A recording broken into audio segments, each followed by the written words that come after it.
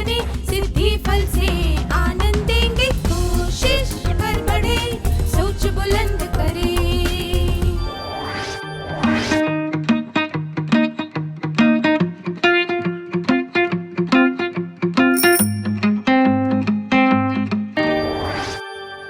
नमस्ते छात्रों, आप सबको देखकर खुशी हुई। पिछले सत्र में हमने सीखा था कि महत्वपूर्ण और अविलंब्य कार्यों की तालिका में हमें अपने काम किस खंड में रखने चाहिए और किन कामों को प्राथमिकता देनी चाहिए।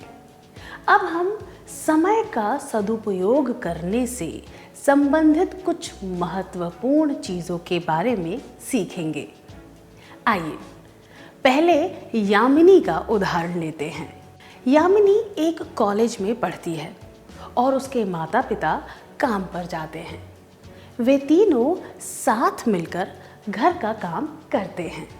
यामिनी हमेशा कॉलेज जाने से पहले अपने हिस्से का काम खत्म करना चाहती है, पर वह ऐसा कभी नहीं कर पाती।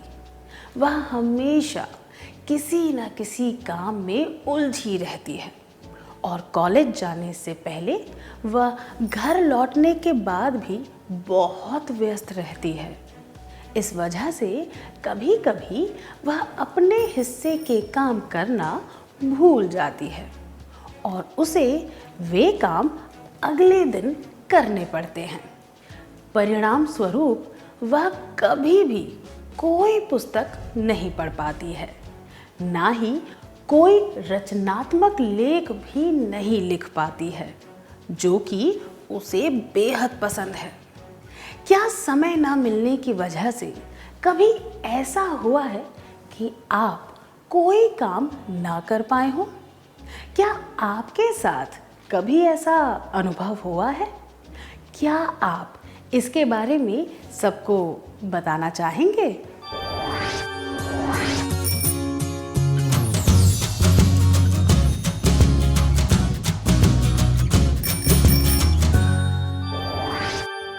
इस बारे में बताने के लिए धन्यवाद।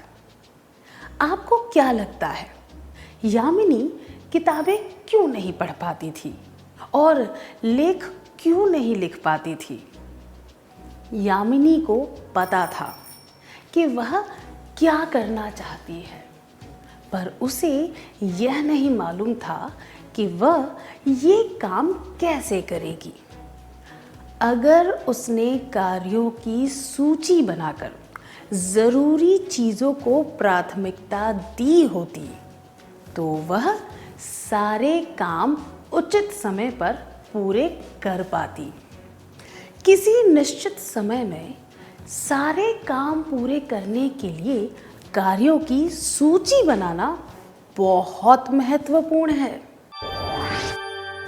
समय का सदुपयोग करने के लिए कार्यों की सूची बनानी चाहिए। क्या अब हम एक क्रियाकलाप करें? क्या आप उन कार्यों की सूची बना सकते हैं जो आप एक दिन में करते हैं? फिर मैं चाहती हूँ कि 2 छात्र स्वेच्छा से यहाँ आकर सबको अपनी सूची पढ़कर सुनाएं।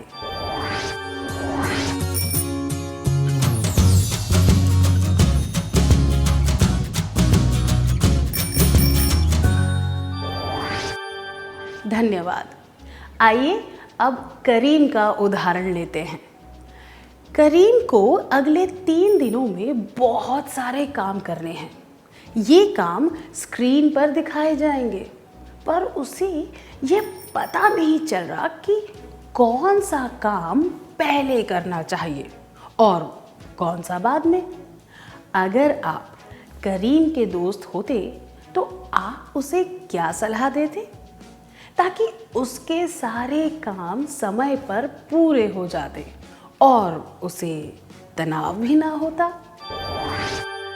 करीम के काम पिता की यात्रा के लिए टिकट बुक करना, स्कूल की ड्रेस धोना, साइकिल ठीक करवाना घर में साफ सफाई करना, सब्जियां खरीदना, बिजली का बिल भरना, पुस्तकालय की किताबें लौटाना, माँ का मोबाइल फोन रिचार्ज करवाना।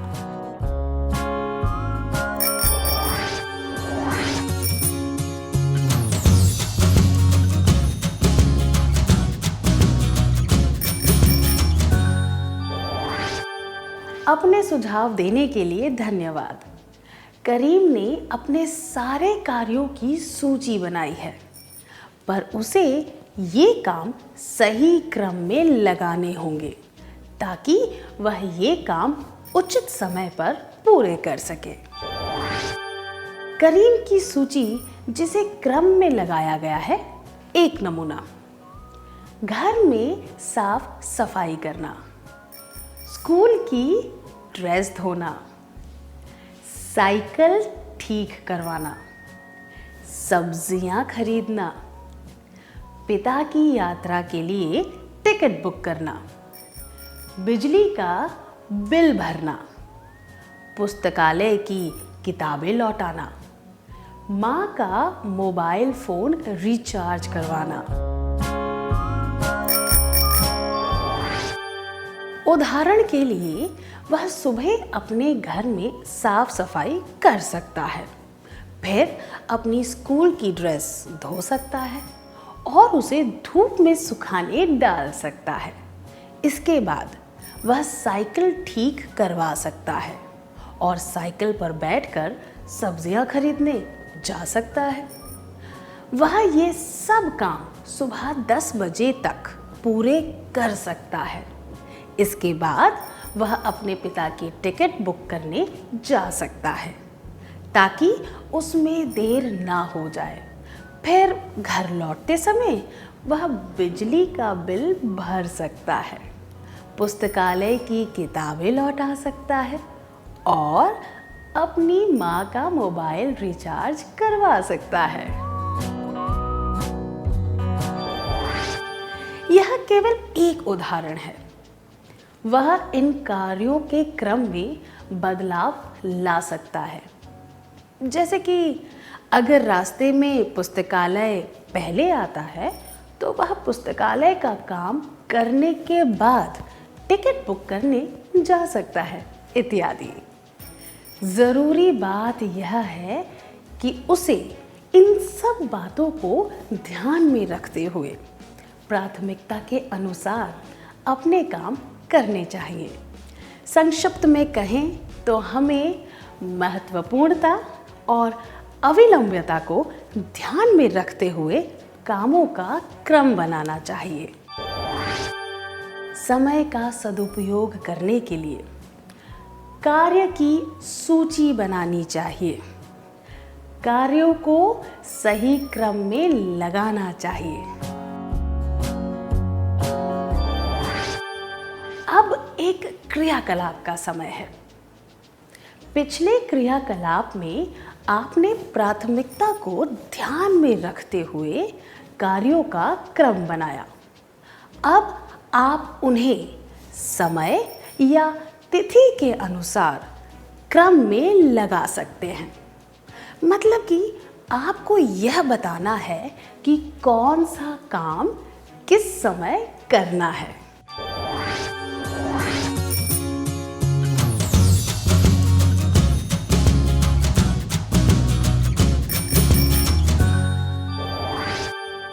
धन्यवाद, बहुत बढ़िया।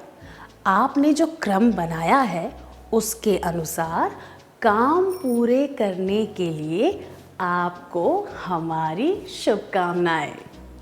आइए मदन का उदाहरण लेते हैं। मदन एक निजी कंपनी में काम करता है और एक लॉज में रहता है। वह सुबह उठते ही सबसे पहले अपने कपड़े धोता है। उसके बाद दोस्तों ने उसे सुझाव दिया कि वह कपड़े धोने का काम सप्ताह में एक दिन रविवार को कर सकता है। उसने वह सुझाव मान लिया और गंदे कपड़े अलग करके रखने लगा। रविवार को कपड़ों का ढेर देखकर उसके पसीने छूटने लगे। उसके पास और कोई विकल्प नहीं था, इसीलिए वह अधूरे मन से धीरे धीरे कपड़े धोने लगा। उसे 2.5 घंटे लग गए।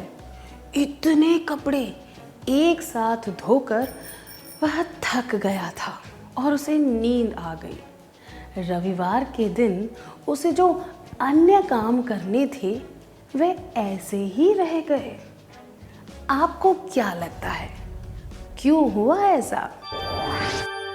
1. गंदे कपड़े धोने की वजह से। 2. काम को जमा करते रहने की वजह से। या 3. रविवार के दिन कपड़े धोने की वजह से। समस्या यह नहीं थी कि उसने कपड़े धोए या फिर रविवार को कपड़े धोए। परेशानी की वजह यह थी कि उसने इतना काम जमा कर लिया कि वह एक बोझ की तरह बन गया। जब वह रोज काम करता था तो उसे बोझ नहीं लगता था। जमा करने के बाद एक साथ पूरा काम खत्म करने से वह काम उसे भयभीत करने लगा। कभी ऐसा भी तो हो सकता है कि रविवार के दिन कोई रिश्तेदार मिलने आ जाए। ऐसे में वह काम और भी कष्टदायक लगेगा। इसीलिए काम को टालना और जमा करना ठीक नहीं होता। समय का सदुपयोग करने के लिए 1. कार्यों की सूची बनानी चाहिए। 2. कार्यों को सही क्रम में लगाना चाहिए। 3. समय सारणी के अनुसार काम करना चाहिए। काम को जमा नहीं करना चाहिए। क्या अब हम एक क्रियाकलाप करें? क्या किसी काम को टालने या जमा करने की वजह से आपको कोई परेशानी हुई है? 1 मिनट के लिए इसके बारे में सोचिए।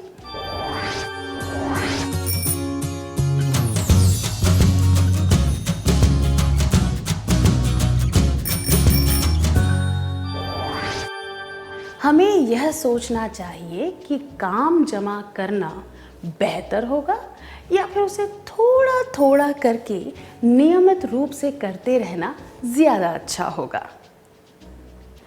क्या अब हम आज के सत्र का सार संक्षेप कर लें?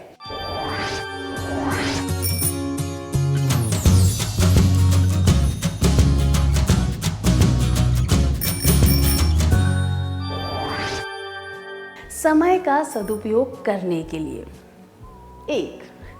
कार्यों की सूची बनानी चाहिए। 2. कार्यों को सही क्रम में लगाना चाहिए। 3. समय सारणी के अनुसार काम करना चाहिए। काम को जमा नहीं करना चाहिए।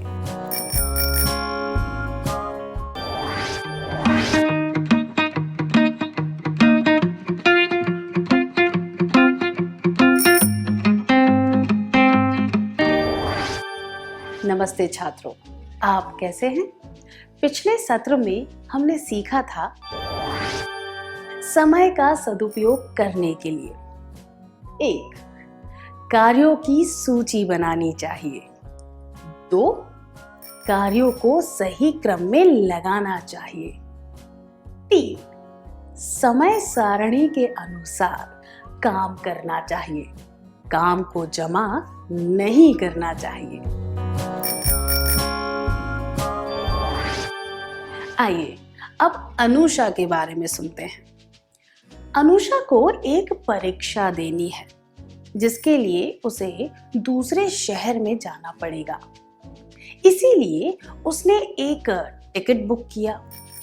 उसने सुबह अपना सामान जमाया। ट्रेन शुरू होने से 10 मिनट पहले उसे ध्यान आया कि उसने परीक्षा कक्ष में जाने का अनुमति पत्र लिया ही नहीं।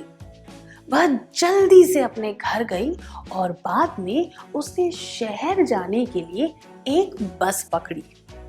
बहुत परेशानी उठाकर आखिर में वह अपने परीक्षा कक्ष तक पहुंच गई। आपको क्या लगता है उसकी समस्या क्या थी?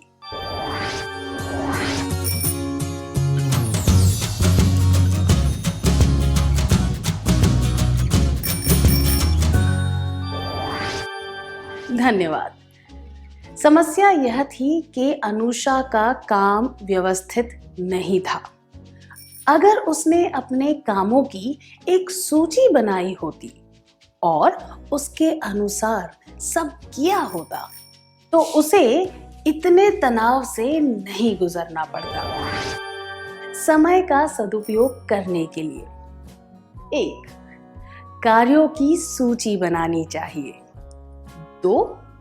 कार्यों को सही क्रम में लगाना चाहिए। 3. समय सारणी के अनुसार काम करना चाहिए, काम को जमा नहीं करना चाहिए। 4. व्यवस्थित तरीके से काम करना चाहिए। अब एक और क्रियाकलाप करेंगे। क्या आपके साथ कभी ऐसा हुआ है कि व्यवस्थित तरीके से काम ना करने की वजह से आपको कोई परेशानी उठानी पड़ी हो? क्या आप इसके बारे में अपने करीबी मित्र को बताना चाहेंगे?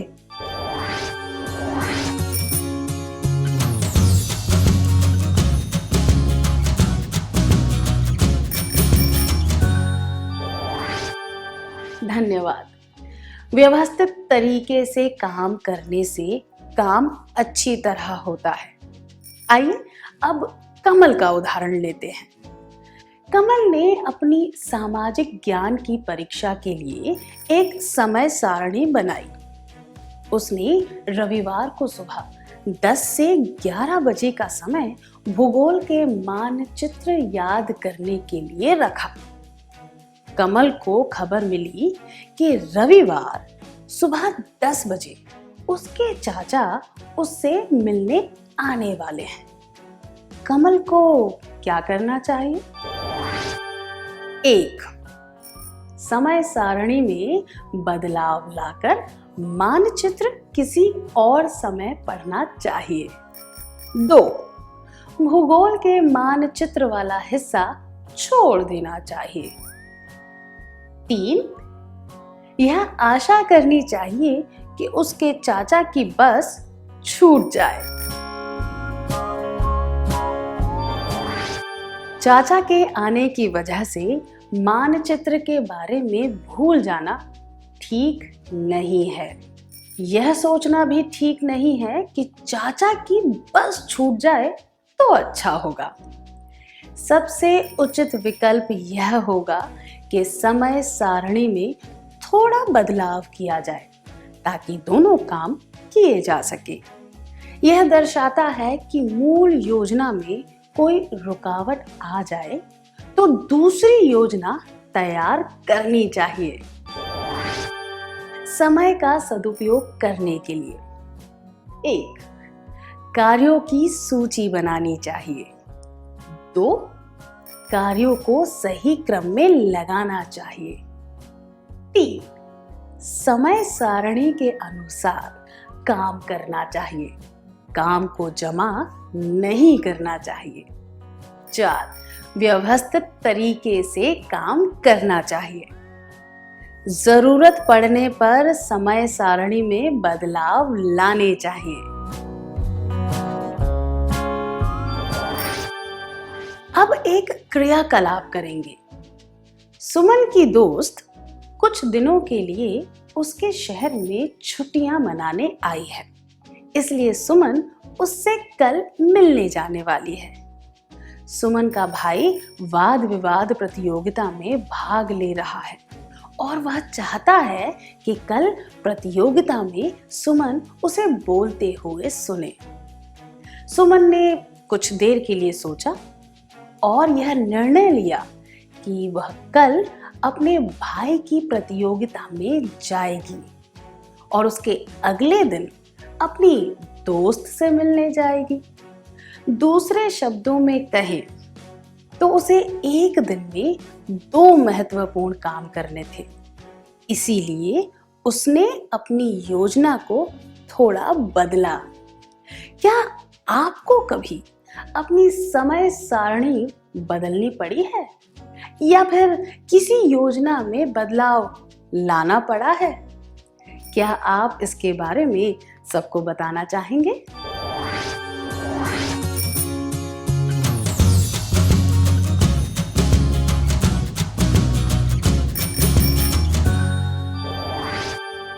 धन्यवाद। अगर कभी 2 महत्वपूर्ण काम एक साथ आ जाए तो हमारे पास दूसरी योजना तैयार होनी चाहिए। अब विवेक के बारे में बात करेंगे। विवेक और उसके दोस्त फुटबॉल के अच्छे खिलाड़ी हैं। वे चाहते हैं कि शहर में उनकी टीम सबसे अच्छी हो। उनकी टीम के कुछ खिलाड़ी काम पर जाते हैं, कुछ स्कूल में पढ़ते हैं और कुछ कॉलेज में। इसीलिए उन्हें छुट्टी के दिन ही खेलने का समय मिल पाता है। जिला प्रतियोगिता के लिए कुछ टीमों को बुलाया गया। विवेक और उसके दोस्त चाहते थे कि प्रतियोगिता के लिए उनकी टीम का चुनाव हो जाए। उन्होंने एक योजना बनाई ताकि वे प्रतियोगिता से पहले अच्छी तरह अभ्यास कर सके। क्या आप में से कुछ विद्यार्थी यहाँ आकर इस दृश्य का अभिनय करके दिखा सकते हैं?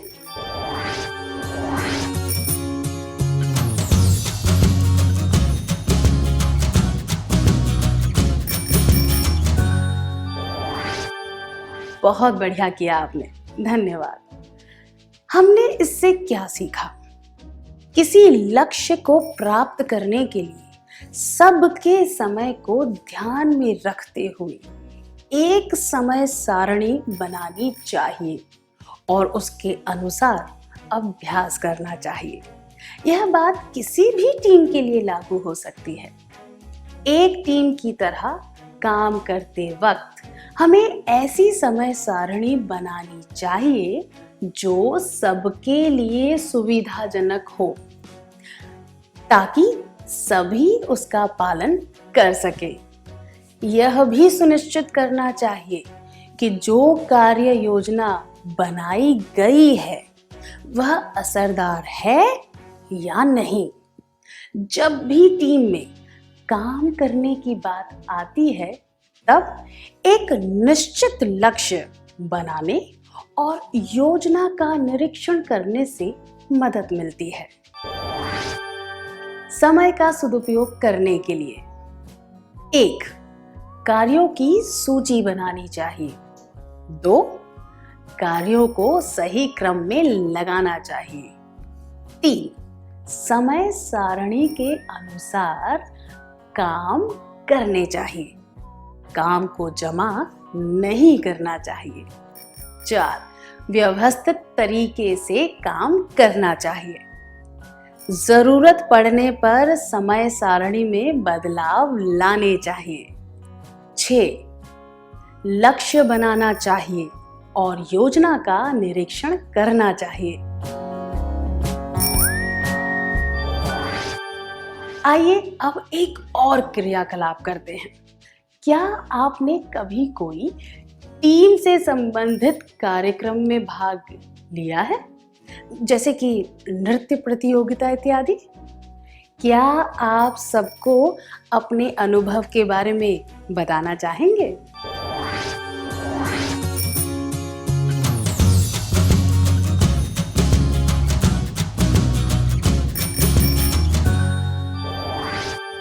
आइए अब अरुणा का उदाहरण लेते हैं।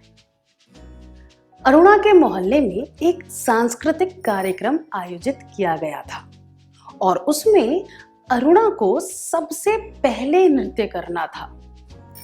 इसके लिए अरुणा ने बहुत अच्छी तरह अभ्यास किया था। कार्यक्रम का स्थल उसके घर से 2 गली छोड़कर था। वह पैदल चलकर वहां 2-3 मिनट में पहुंच सकती थी। उसने आयोजकों से कहा था कि वह घर पर तैयार होकर सीधा कार्यक्रम स्थल पर पहुंच जाएगी। जब वह घर से निकली तो रास्ते में एक सड़क का कुछ काम चल रहा था, इसीलिए वह बंद थी। उसे लंबे रास्ते से जाना पड़ा, जिसकी वजह से उसे पहुंचने में 15 मिनट लग गए। घबराहट के मारे उसका पसीना छूट रहा था। वह कार्यक्रम शुरू होने के ठीक 5 मिनट पहले स्थल पर पहुंची। पसीने की वजह से उसका मेकअप निकल रहा था। अपना नृत्य शुरू करने से पहले उसे सांस लेने के लिए केवल 2 मिनट मिले। अरुणा की घबराहट की वजह क्या थी? 1. कार्यक्रम स्थल उसके घर के नजदीक था। 2. उसके पड़ोस की एक सड़क बंद थी। 3. अरुणा ने सोच समझकर योजना नहीं बनाई और घर से निकलने में उसने देर कर दी।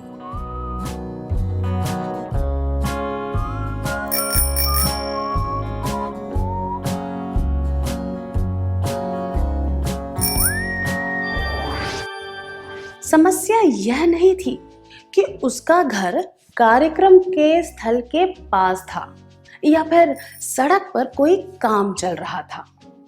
उसने यह सोच लिया कि सब कुछ उसकी योजना के अनुसार ही होगा। इस वजह से समस्या खड़ी हुई। उसने यह नहीं सोचा कि कोई अप्रत्याशित घटना घट सकती है, जिसकी वजह से उसकी योजना बिगड़ सकती है। इसीलिए हमें अप्रत्याशित घटनाओं के लिए अपनी योजना में अतिरिक्त समय रखना चाहिए। समय का सदुपयोग करने के लिए 1. कार्यों की सूची बनानी चाहिए। 2. कार्यों को सही क्रम में लगाना चाहिए। 3. समय सारणी के अनुसार काम करने चाहिए। काम को जमा नहीं करना चाहिए। 4. व्यवस्थित तरीके से काम करना चाहिए। जरूरत पड़ने पर समय सारणी में बदलाव लाने चाहिए। 6. लक्ष्य बनाना चाहिए और योजना का निरीक्षण करना चाहिए। 7. कोई आपातकालीन घटना या परिस्थिति को ध्यान में रखते हुए अपनी योजना में अतिरिक्त समय रखना चाहिए। क्या अब हम एक और क्रियाकलाप करें? आप बस में बैठकर किसी जगह जा रहे हैं जो बहुत दूर है। कंडक्टर ने आपसे कहा कि बस 10 मिनट के बाद शुरू होगी। आप पास ही एक होटल में नाश्ता करने चले गए। आपने नाश्ते का ऑर्डर दिया, नाश्ता खत्म किया और बस पर वापस गए। तब आपने देखा कि आपकी बस स्टेशन से निकलकर सड़क पर पहुंच चुकी थी। क्या आप में से कोई इस दृश्य का अभिनय करके दिखा सकता है?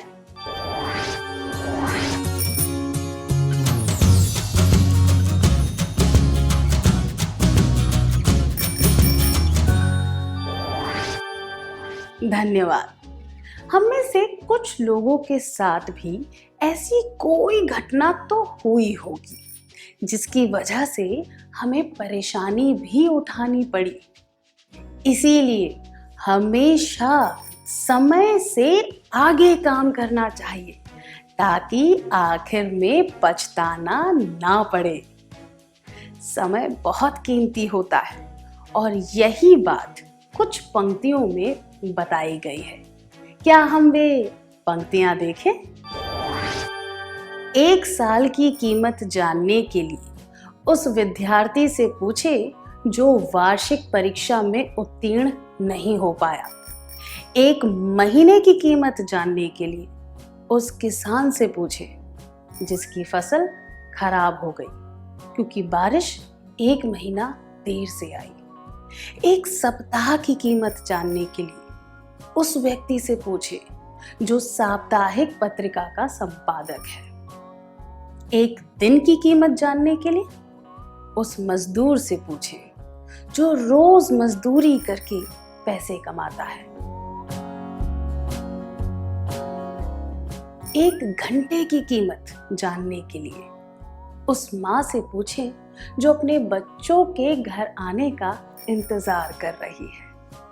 1 मिनट की कीमत जानने के लिए उस व्यक्ति से पूछे जिसकी ट्रेन छूट गई। 1 सेकंड की कीमत जानने के लिए उस व्यक्ति से पूछे जो दुर्घटना से बच निकला। 1 मिली सेकंड की कीमत जानने के लिए उस ओलंपिक खिलाड़ी से पूछे जिसे रजत पदक मिला, जॉन मैक्सवेल। ये पंक्तियां हमें क्या बताती हैं? हर 1 सेकंड जो बीत गया है वह वापस नहीं आएगा। इसी तरह जो चीजें हमसे छूट गई हैं वे हमें वापस नहीं मिलेंगी। अगर जीवन में सफल होना है तो हमें अपने कीमती समय का उचित उपयोग करना चाहिए और जो मौके हमें मिल रहे हैं उन्हें गंवाना नहीं चाहिए। क्या अब हम आज के सत्र का सार संक्षेप कर लें?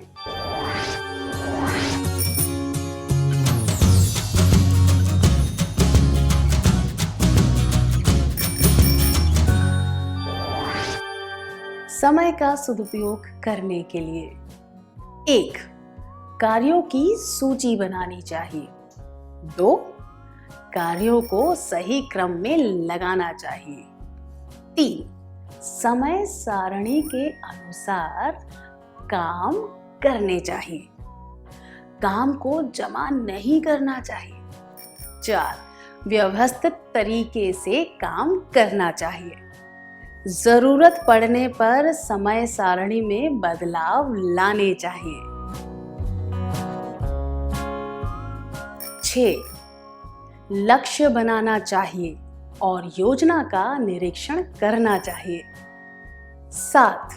कोई आपातकालीन घटना या परिस्थिति को ध्यान में रखते हुए अपनी योजना में अतिरिक्त समय रखना चाहिए। इतनी अच्छी तरह सार संक्षेप करने के लिए धन्यवाद।